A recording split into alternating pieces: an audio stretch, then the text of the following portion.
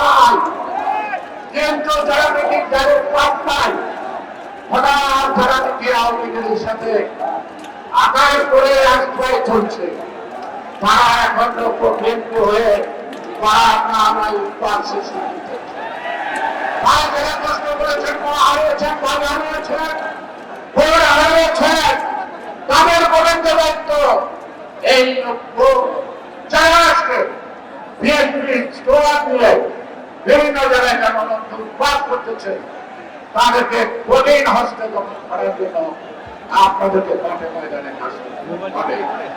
তাই আমাদের চাওয়ার কি একটি আমাদের চাওয়ার কি একটি নিরপেক্ষ নির্বাচন, আর এই নির্বাচনের প্রধানের জন্য আজকে সেনা প্রধান যিনি দায়িত্ব নিয়েছেন, আমি আশা করি আপনি সেই দায়িত্ব পালন করতে সক্ষম হবেন। জনগণ আপনার রাজনৈতিক দল আমার বিরাট সত্যি আপনাকে সমর্থন করেছে, আপনার কথায় বিশ্বাস করেছি, তাই জনগণকে আশাবাদ করবেন না।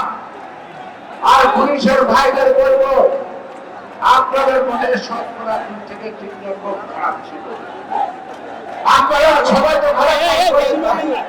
আপনারা কেন ভয় পান? আপনারা কেন ভয় পান? যারা খারাপ কাজ করছে তারা ভয় পেতে পারে, তাদের বিচার প্রশাসন করবে, তাদের বিচারের দায়িত্ব আমাদের না।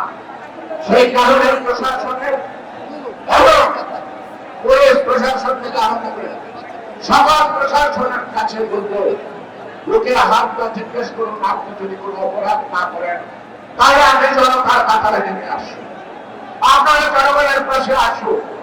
জনগণের শত্রু আপনাদেরকে আমরা দেখতে চাই নাই।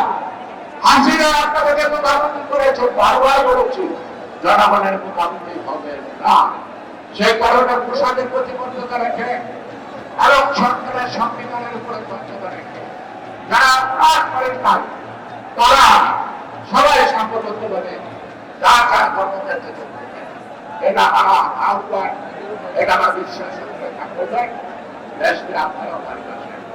সর্বশেষ আবার বলছি, শেখ হাসিনা পালিয়ে গেছে, কিন্তু তার পেটা আপনার রয়ে গেছে, ষড়যন্ত্র এখনো শেষ হয় না।